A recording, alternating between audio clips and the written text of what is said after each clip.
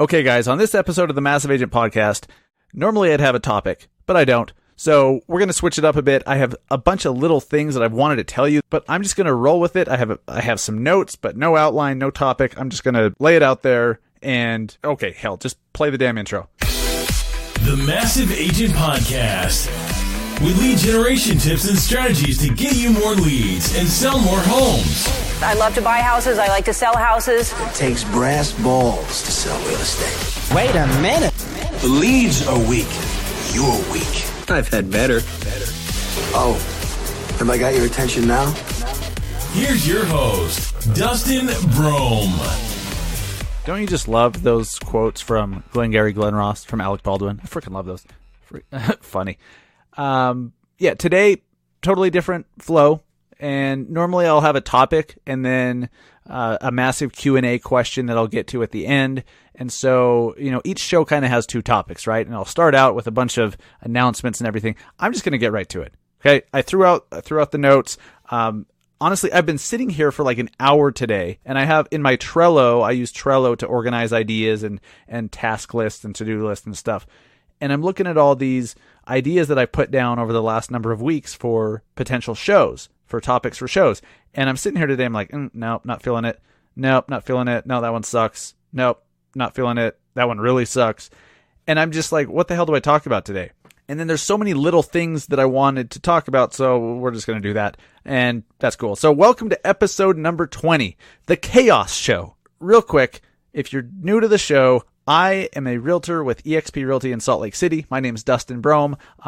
My real estate company here is called Search Salt Lake, and I am the founder of the brand new Massive Agent Society, which is our end-to-end, step-by-step, copy and paste, Facebook ad, lead gen, training, and support system. That's a freaking mouthful, but it describes it pretty damn well. You can learn more about that at massiveagentsociety.com. Okay, I want to start off with some encouragement because so many agents are just throwing their hands up in the air when they're working with buyers right now. And I get super frustrated working with buyers because in most parts of the country, especially if you're in major cities, it's insane. It's so competitive. There's so low. There's such a low amount of inventory that it's so difficult to get a buyer's offer accepted. Like you have to you're like, oh, you're asking 400? Okay, well here's 530, and we'll let you live in the house for an extra 3 years rent free. That's how stupid it's getting. Okay, maybe slightly exaggerated. Maybe you only let them live there for 1 year rent free and then car washes for life or something like that. But it's getting stupid. And so buyer's agents are they're quitting. They're leaving the business. They're not able to make it. And even vets, like I've been doing this for almost 8 years and it's very frustrating, right? Especially in the lower price points where there's 47 offers in the first 24 hours. I know you guys can relate, but I want you to understand this. If you're able to successfully get offers accepted in this climate when it's that competitive, if you can figure out creative ways to get offers accepted, maybe that's using an escalation clause or just reaching out to the agent ahead of time to find out what the seller needs and wants. There's a little tip for you. If you don't reach out to the listing agent ahead of time and say, hey, what's important to the seller? What do they need here? And then you could possibly include some of those things in your offer. That's a great way to get your offer accepted over others. So make sure you do that 100% of the time. But beyond that, if you're able to get some of these clients' offers accepted, you are practicing and you're honing your skills in the toughest possible climate to be a buyer's agent.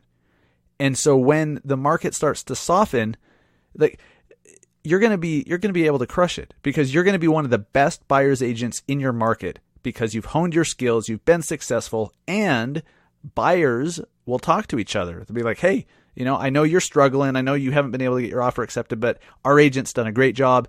He was just able to get ours accepted, and they're going to talk. You're going to be able to get more business by getting deals under contract, right? So it takes work. It's not easy. You're not going to get all of them.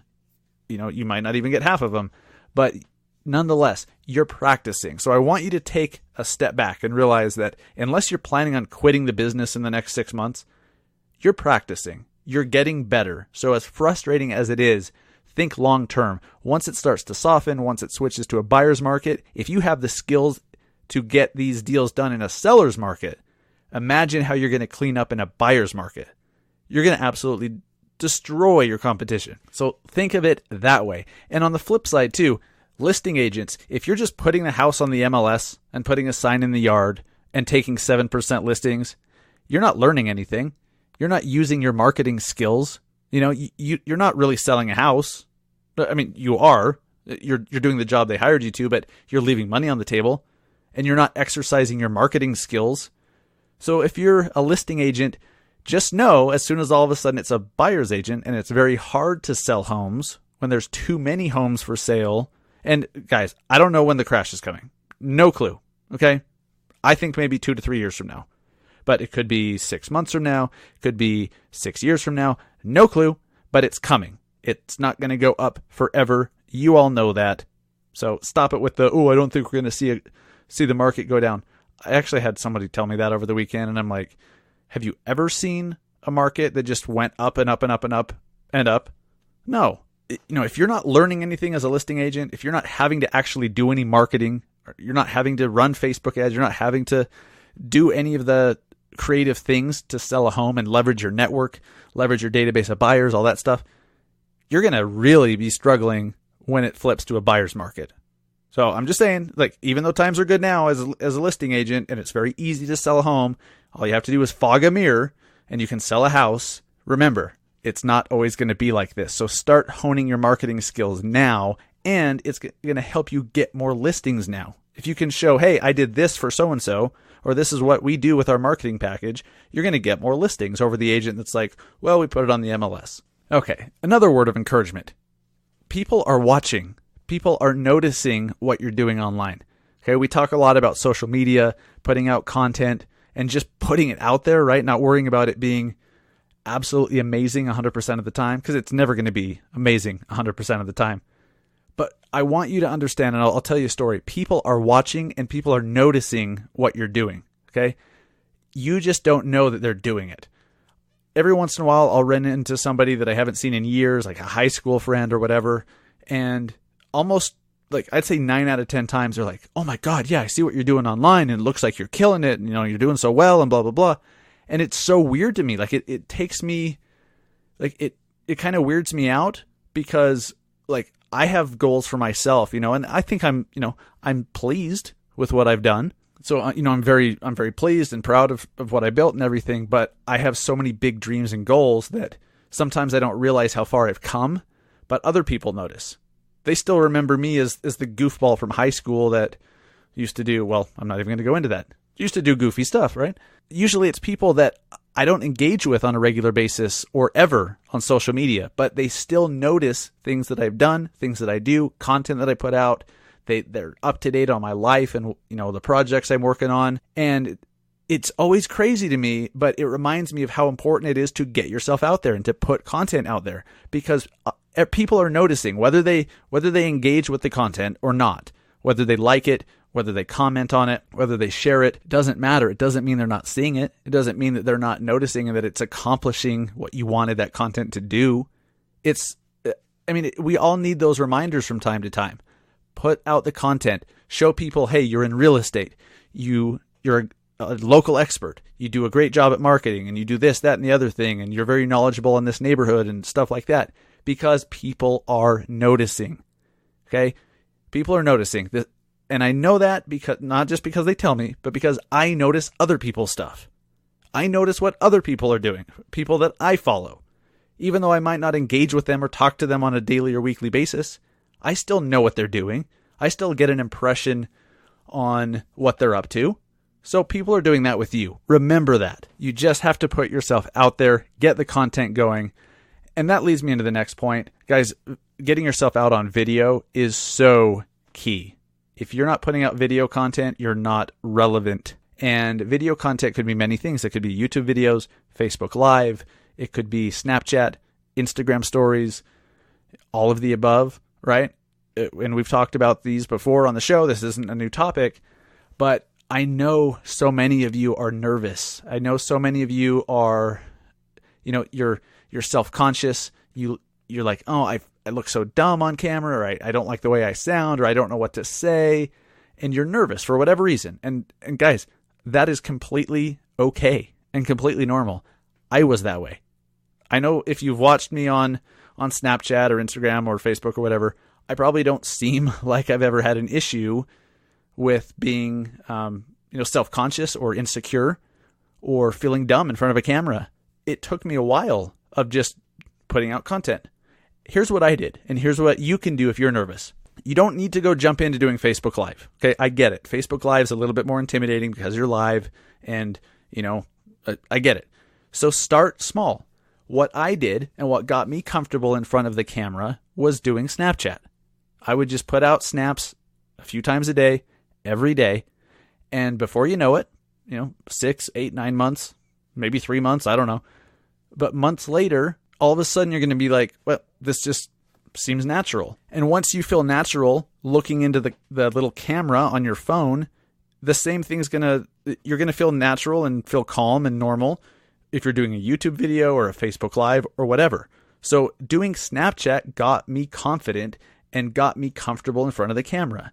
And I'm at the point now where I can be in front of any camera at any time. It doesn't matter. Like I could be on the evening news and well, I haven't been on the evening news, but I'm assuming that I'd be totally fine and not that nervous. I don't know. Let's put me on the evening news and find out. So you news producers out there, call me. No, snap me. How about that? Send me a snap. Okay. And then I get a lot of questions too about, hey, I need to get some deals, or, I'm just getting back into the business, or I'm just starting, or whatever. And I've had a bunch of people reach out to me after last week's show about switching brokerages, and they're like, hey, I'm new, but, I'm thinking about switching brokerages, but I don't know because I need some deals. Here's some things you can do. Here's what I recommend. And I know I've talked about this on a previous episode in the massive Q&A, but if you need to get some deals quickly to get the business going, to start the machine, here's what I recommend. I recommend you go do some open houses. And if you're saying, hey, I don't have any listings, well, someone else in your office does. Some agent in your area will let you do an open house at their listing. Okay, so you just have to ask. Do open houses, because in this crazy, crazy hot sellers market, there's a crap ton of buyers out there, and they're, I don't know. Some are not represented. And so it's your opportunity to pick up buyers. That's why you're doing it. The listing agent wants it done so that they look good in front of their seller. They're like, hey, an open house was done, and it's more exposure for the home. So it's good for the listing agent and the seller, and it's good for you because you could pick up potential buyers. So go do some open houses. Maybe do one on Saturday, and then on Sunday. You could even do them during the week. You have less competition during the week. Just make sure it's in the evening when people are off work. If you want people to attend, it needs to be, when they're actually available. Then, believe it or not, I recommend door knocking. Yep. Door knocking. Door knocking sucks. It sucks. It sucks a lot. But I did this for the first few years of my career. And there's more benefits to door knocking than just getting business. Like, do you get a deal? Yes or no? There's more to it than that. By door knocking, a couple things are happening, whether you get any deals from it or not. And in fact, the biggest deal I've ever gotten, the most expensive home I've ever sold, I got through door knocking. So take that. With all the homes I've sold since, that was years ago, still the most expensive one I've ever sold, I picked up through door knocking. So there you go. Now, full disclosure, I do not door knock anymore. I've leveraged social media and online and everything like that. So I'm at the point where I do not need to door knock. But here's what I learned when I was, and here's why I think you should too if you need business. And there's nothing wrong with being at that point in your career. So if you're feeling sorry or ashamed or, insecure about it or whatever, guys, we all start somewhere. Okay, if you talk to someone and they make you seem like you're doing something wrong or that you're not, like, oh, you don't have any deals going on, well, screw you. Everybody starts there, okay? Everybody. But what I learned as I'm walking around neighborhoods is I get to know the neighborhood. I get to know what's nearby. I get to know what the homes are like. I get to know like the size of the homes and, just the whole feel of everything. And that really helps. So if you have a farm area, if you've picked an area, a part of town that you're like, hey, I'm going to focus my marketing on here, you better go door knocking that area, because then you get to know every single street, every single house. And then when somebody's asking you about it, you can visualize it because you've been there, you've walked those streets, you've talked to those neighbors, you know the area, and it really takes your knowledge of the area to a whole new level. Okay, that's going to help you sell more homes, whether it's directly from door knocking or just later on. But that experience is absolutely invaluable. And I feel like nobody talks about that when they're like, oh, door knocking is a waste of time. Door knocking is not a waste of time if you need business. All right. And if you want to get to know an area to then help you get more business, go frickin' door knock. It also helps you get rid of this reluctance and this nervousness around talking to people, which a lot of us have. I had it. I mean, I hated making phone calls. I hated door knocking, but just like me in front of my phone doing Snapchat over and over and over, I got used to being in front of camera. When you're door knocking, you're getting used to talking to people. You just walk up to people and like, hey, how's it going? And you're not nervous. And, pretty soon you just you get in the groove and it's natural. And then that becomes who you are. So I owe so much of my personality now to the door knocking that I did way back then. And think about this too. When it comes to door knocking, I know right now it's almost summer, but when the weather's bad, if you're out door knocking in a snowstorm, like this is what I used to do. I'd put on boots and then I'd go door knock. People will invite you in because they're like, what the hell are you doing door knocking in this weather? And they respect you for it. So many people, when I would door knock in terrible weather, they'd be like, wow, you really do what it takes to get the job done. Or, they'd make comments like that. That talk about making a great first impression with a neighborhood. You know what I mean? So it's the hard things. Nobody wants to get out in a snowstorm and go walk a neighborhood and knock on doors and get doors slammed in your face and have dogs barked at. Or, well, if you're barking at the dogs, you've got mental problems, but that's besides the point. You know what I'm saying? Dogs barking at you. So if you're needing business right now, do some open houses, go door knocking, and then run Facebook ads. Facebook ads are going to take some money and it's going to take some time to learn. And there's things you can do or, trainings you can take and groups you can join to help you speed up that learning process and to kind of give you the template. You can do that. But, Facebook ads helps you get leads right now. So Facebook ads are fantastic. Open houses to get buyers and door knocking. Door knocking and open houses, because you're talking to people, is going to help you become more confident and more comfortable in front of people, which will only help your career, whether you're in real estate or doing anything else. You've got to be comfortable talking to people. Okay, and then a couple quick updates too on today's random show of chaos, and we'll call it like the bullet point episode. No, we won't, because that sounds weird and ridiculous. It's just episode 20. Updates from Facebook. The first one's excellent. The second one sucks. For the first one, let's go with that.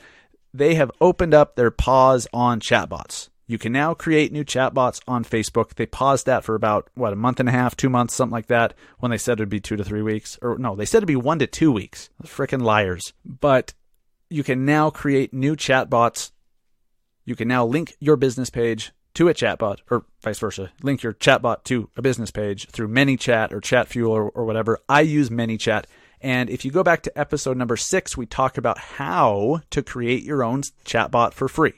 So episode number 6, go back if you have not heard that. You can also go to the Massive Agent Podcast Facebook page, click message the page, and interact with our chatbot. It's set up so that you can chat with it and see how we have it set up to make that first interaction with somebody when they message our page. And then for the crappy update from Facebook. So I have heard of a few people recently who unfortunately have had their Facebook ads account shut down. It's not necessarily shut down, but just like it's basically worthless. They're like, hey, you can't use our ad platform anymore. So it may as well be shut down. The reason being is Facebook has gone so far in the other direction of privacy. They are absolutely obsessed with having a good privacy policy in place if you're running ads. They want to make sure that people know if you're collecting their information that you make sure that you have a good privacy policy in place. If you do not, you are risking your ad account. So what I've seen recently is somebody was trying to run a lead ad. It was a loan officer. It was a very simple, like, hey, get VA buyers. Here's an ad. If you're a veteran, come get a VA loan type of thing. And the loan officer was going to keep those leads themselves and call them, right? And try to help them get a loan. But Facebook looked into the privacy policy that they did not have in place Okay, when you're creating a lead ad, specifically the lead form, you can put a link to your privacy policy. And if it's not strong enough, or if you don't have one at all, Facebook can actually shut your shit down. It's ridiculous. I get why they're doing it, but it's ridiculous. I mean, the problem is they're not coming out and saying, you need a privacy policy, and if not, here are the consequences, and here's the recourse. You know what I mean? They're very vague and weird about it. But you've got to make sure if you're running lead ads, have a link to a privacy policy, one on your website or one that you've put somewhere online. In the Massive Agent Society, I'm going to put up an example privacy policy that you can just copy and change a few words to make it yours and then use. I'll have that in the society. But just know, having a solid privacy policy in place when running Facebook ads is absolutely crucial. And if you don't, you could risk having your ad account shut down. So, and that's pretty heavy-handed. It's heavy-handed. It's bullshit, but it is what it is. We're playing in Facebook's yard. They make the rules. So after last week's episode 19, about the pros and cons of switching brokerages, because I just made a switch over to eXp Realty myself, and I'm building a national team of agents over there. I've had some people reach out to me to ask questions about my experience and this and that. Here's my advice, okay? Because there's a common theme in all these questions. If you're considering switching brokerages, you have to find out what's important to you, what is worth switching for, and what doesn't. So you've got to have an idea. Just switching to switch makes no sense, okay? And if you're just switching to save a couple percentage points on a commission split like that, that probably doesn't make sense either. So just, think about why you're doing it.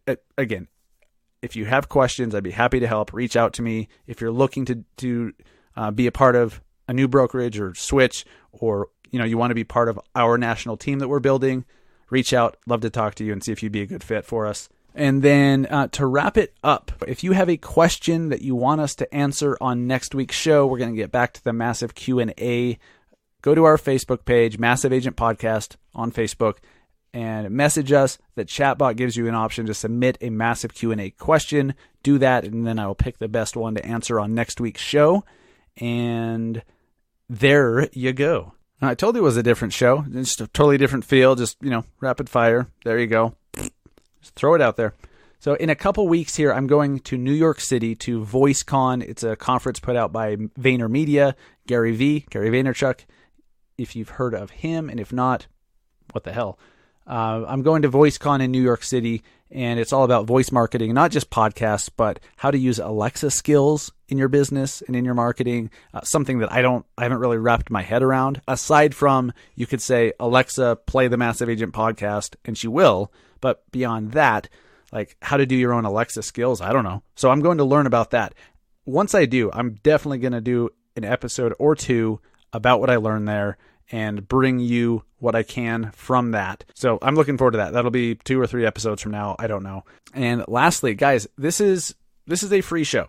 Okay, podcasts are totally free. I do this for free. I don't ask for anything. Well, that's a lie. Okay, I think that's the first time I've lied to you. Totally just lied to you. Don't say I don't ask for anything, because I do. I ask for one thing. If you've received any value at all from the show, please help us to spread the word by sharing this with a colleague. Share this podcast with a friend and leave a review or a rating on iTunes. The ratings and reviews, they take a couple seconds. You just boom, 5 stars, submit, boom. Or whatever number of stars, but 5 is fantastic and makes me very happy. But it takes a few seconds, and it helps us, when somebody searches for a real estate podcast or whatever, it helps us be seen by a bigger audience. And by growing our audience, it helps us to get better guests on the show in the future and to have better content. So please help us spread the word. We've been having amazing growth so far. I'm super happy, but it's always good to keep that rolling because, hey, I'm a marketer. So that's what I do. I'm a marketer. I'm an entrepreneur. I'm a capitalist. So let's just keep this rolling. Thank you for your help. Guys, thanks for tuning in. I will talk to you next week. See ya.